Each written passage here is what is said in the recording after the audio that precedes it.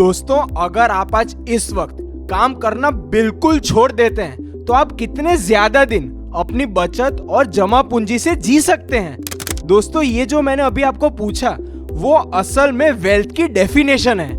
Robert Kiyosaki एक American investor, businessman और author हैं। फ्रेंड्स, आज हम उनकी पिछले 2 दशकों की इंटरनेशनल बेस्ट सेलर रही किताब रिच डैड पुअर डैड के बारे में बेहद बारीकी में जानेंगे और समझेंगे। मेरे जैसे और कईयों के लिए ये सबसे पहली पढ़ी गई किताबों में से एक है। और दोस्तों, मेरा ये मानना है कि भारत के हर युवा, टीनेजर और अर्ली 20s में मेरे दोस्त को ये किताब पढ़नी चाहिए। रॉबर्ट कियोसाकी की आज नेटवर्क करीबन $80 मिलियन है, 600 करोड़ रुपए। दोस्तों, वो किसी अमीर परिवार में पैदा नहीं हुए थे। उनका जन्म एक आम मिडिल क्लास परिवार में हुआ था। उनके पापा हाईली एजुकेटेड इंसान थे, PhD डिग्री के साथ हवाई के गवर्नमेंट ऑफिशियल थे। रॉबर्ट हवाई के पब्लिक स्कूल में पढ़ते थे, जहां कई डॉक्टर्स, बिजनेस ओनर्स, बैंकर्स और बाकी कई रईस परिवार के बच्चे भी पढ़ने आते थे। ये रईस बच्चों का अपना एक अलग सा ग्रुप बन गया था। रॉबर्ट को भी अमीर बनना था। उन्होंने अपने पिताजी, जो PhD के साथ साथ और कई डिग्रीज हासिल कर चुके थे, उनसे जाकर उन्होंने पूछा, पापा हम अमीर कैसे बन सकते हैं। उनके पापा ने टिपिकल मिडिल क्लास वाला जवाब दिया, बेहद पढ़ो लिखो, अव्वल नंबर लाओ, एक अच्छी जॉब ले लो, बचत करते करते रिटायर हो जाओ। रॉबर्ट को ये जवाब कुछ जमा नहीं। उन्होंने अपने दोस्त माइक के पिताजी को यही सवाल पूछने का निर्णय लिया। माइक के डैड आगे चलकर हवाई के सबसे वेल्थिएस्ट इंसान बने थे। इस पूरी किताब में माइक के पिताजी अपनी सारी सीखें रॉबर्ट और माइक को बेहद विस्तार में बताते हैं। रॉबर्ट के पिता को पुअर डैड और माइक के पिता को रिच डैड बताया गया है। इन दोनों की मानसिकता काफी अलग थी, स्पेशली पैसे के मामलों में। दोस्तों, आइए हम रिच डैड के 9 की लेसन्स ऑफ फाइनेंशियल फ्रीडम के बारे में बेहद गहराई में समझते हैं। फ्रेंड्स, मैं ऐसे ही लाइफ ट्रांसफॉर्मेटिव बुक्स और पॉडकास्ट पर super high quality videos create करता हूं। अगर आप ऐसे कंटेंट को पसंद करते हैं तो please like, share and subscribe to the doctor Smith show. Specially अगर आप एक टीनेजर हो, अपने 20s में हो, तो ये चैनल आप ही के लिए है। Lesson 1, the rich don't work for money, the poor and the middle class work for money while the rich have money work for them. एक आम आदमी हरदम एक आइडियल जॉब की तलाश में होता है, और फिर जब उसे वो जॉब मिल ही जाती है तो वो खुद ही को उसमें बांध लेता है, अपने खर्चों को उसी के इर्द गिर्द बांध लेता है। दोस्तों, ये सब वो एक डर में करता है। सड़क पे आ जाने का डर, कंगाल हो जाने का डर, फियर और ग्रिड, डर और लालच, यही 2 इमोशंस हैं जो इस आदमी को मोटिवेट करते हैं। उसकी जॉब की यही फॉल्स सिक्योरिटी उसे अपने कंफर्ट जोन से बाहर आकर बिजनेस शुरू करने नहीं देती। दोस्तों, ये एक टिपिकल मिडिल क्लास की स्क्रिप्ट है। Stay in the school, get good grades, find a secure job, retire with benefits. दोस्तों, ऑलमोस्ट सभी मिडिल क्लास पेरेंट्स अपने बच्चों को यही स्क्रिप्ट थमा देते हैं। उन बच्चों के कई सपने इन स्क्रिप्ट्स के कारण कुचले गए हैं। दोस्तों, इसी को आप आज इस वीडियो ऐसे से बदल पाएंगे। Most people never see opportunities because they are looking for money and security, so that's all they get. दोस्तों, जॉब एक शॉर्ट टर्म फिक्स है, एक लॉन्ग टर्म प्रॉब्लम की। अब आइए जानते हैं कि हम पावर ऑफ मनी को कैसे मास्टर कर सकते हैं। Lesson 2, the rich learn how many works. It's not how much money you make, it's how much money you keep. दोस्तों, खुद को फाइनेंशियली लिटरेट बनाना बहुत जरूरी है। आप चाहे जितने ज्यादा पैसे कमाने के काबिल हो, पर अगर आपके पास सही तरीके का फाइनेंशियल एजुकेशन नहीं है तो आप खुद कंगाल होने के रास्ते पर हैं। आपने बड़े से बड़े स्पोर्ट्स सेलिब्रिटीज देखे ही होंगे जिन्होंने खूब पैसा कमाया, करोड़ों रुपए, पर बेवकूफ खर्चे किए और आज कंगाल हैं। दोस्तों, ठीक ऐसा लॉटरी विनर्स जैसे KBC विनर सुशील कुमार के साथ हो चुका है। फाइनेंशियल नॉलेज का सॉलिड फाउंडेशन है एक एसेट और एक लायबिलिटी के बीच के अंतर को जानना और अच्छे से समझना। An asset puts money into your pocket और liability takes money out of the pocket. दोस्तों, रियल एसेट्स कई प्रकार के होते हैं, जैसे real estate, stocks, mutual funds, independently run businesses, intellectual property and royalties, bonds and notes IOU। अब दूसरी ओर लायबिलिटीज के भी कई प्रकार होते हैं, mortgage, house loans, car loans, credit card डेब्ट, school loans. The rich buy assets, the poor only have expenses, the middle class buys liabilities they think are assets. Lesson 3, the rich mind their own business, assets. The rich focus on their asset column, while everyone else focuses on their income statements. दोस्तों, हम में से ज्यादा तो लोग McDonald's को एक hamburger business मानते हैं, पर एक MBA क्लास में रे क्रॉक, जो मैकडोनल्ड्स के फाउंडर्स हैं, उन्होंने ये बताया कि वो असल में रियल एस्टेट के बिजनेस में है। मैकडोनल्ड्स बहुत सोच समझकर अपनी फ्रेंचाइज के लिए लोकेशन चुनता है। दोस्तों, आज दुनिया में सबसे ज्यादा रियल एस्टेट, वो भी प्राइम लोकेशन, मैकडोनल्ड्स ओन करता है। एक जॉब एम्प्लॉयड इंसान किसी और के लिए काम करता है, अपने बॉस, अपने एम्प्लॉयर, अपने बिजनेस ओनर को अमीर करने के लिए वो मेहनत करता रहता है। इनफैक्ट गवर्नमेंट का सबसे ज्यादा प्रतिशत टैक्स देने वाला एक एम्प्लॉय होता है। हर अमीर आदमी एक बिजनेसमैन या एंटरप्रेन्योर के कई मल्टीपल स्ट्रीम्स ऑफ इनकम होती है। हमने पिछले सेगमेंट में एसेट क्लासेस को बेहद बारीकी में कवर किया था। लगभग उन सभी में से एक अमीर आदमी अपने पैसे कमाता है। अमीर आदमी ज्यादा से ज्यादा एसेट्स अपनाने की कोशिश करता रहता है। वो अपनी इनकम को एसेट्स में कन्वर्ट करते हैं।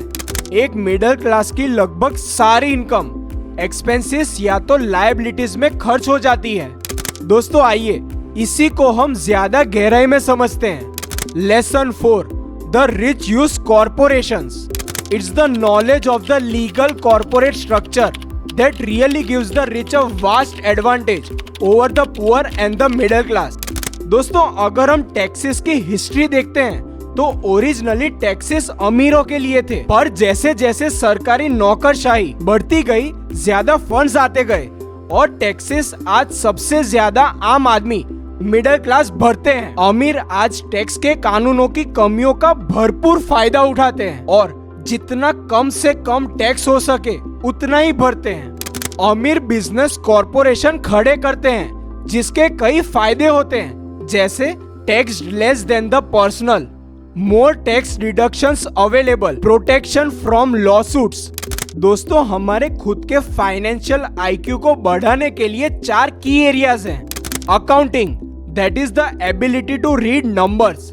Investing, concept of money making money, understanding markets, supply and demand one-on-one, law, especially tax laws। एक एम्प्लॉय पहले कमाता है, फिर टैक्स भरता है और फिर आखिर में खर्चे कर सकता है, पर एक बिजनेसमैन पहले कमाकर खर्चे करता है और फिर आखिर में टैक्स भरता है। दोस्तों, इसीलिए ये सब बड़े अच्छे से समझना बहुत बहुत जरूरी है। Lesson 5, The rich have high financial IQ. Often in the real world, it's not the smart who get ahead, but the bold. दोस्तों, हम सभी के अंदर मैसिव पोटेंशियल होता है। हम सभी यूनिकली गिफ्टेड हैं, पर सेल्फ डाउट और इनसिक्योरिटीज के कारण हम हमारे पोटेंशियल को फुल्ली एक्सप्रेस नहीं कर पाते। दोस्तों, जैसे हमने पिछले सेक्शन में ही तो देखा कि फाइनेंशियल IQ बढ़ाने से हमारे लिए ढेरों ऑप्शंस खुल जाएंगे। Accounting, investing, market understanding, tax and law, इन सब की अच्छी खासी नॉलेज से आप एक बेहतरीन करियर अपने लिए बना सकते हो। Lesson 6, the rich work to learn. Young people should seek work for what they learn more than what they earn. दोस्तों, ऑथर कहते हैं सबसे जरूरी स्पेशलाइज स्किल है सेल्स एंड मार्केटिंग। मतलब हमें खुद को और हमारे प्रोडक्ट को बेचना आना चाहिए, औरों को ये मनाना आना चाहिए कि क्यों और कैसे आप और आपका प्रोडक्ट काफी वैल्यूएबल है। Law of money is give and you shall receive. Author life skills development पर काफी ज्यादा जोर देते हैं। Leadership, salesmanship, managing people, influence and persuasion, public relations, people management and flexibility. Lesson 7, the rich train there mindset. The primary difference between a rich person and a poor person is how they manage fear. दोस्तों, author के अनुसार 5 core reasons हैं जिनके कारण एक financially literate इंसान भी financially independent नहीं बन पाता.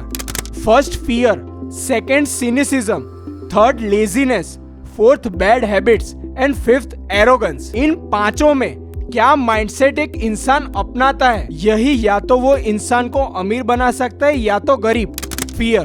दोस्तों, कुछ भी नया शुरू करते वक्त डर तो लगता ही है. एक अमीर हारने से डरता नहीं है, पर एक आम आदमी को हारने का डर सताता रहता है. सिनिसिज्म.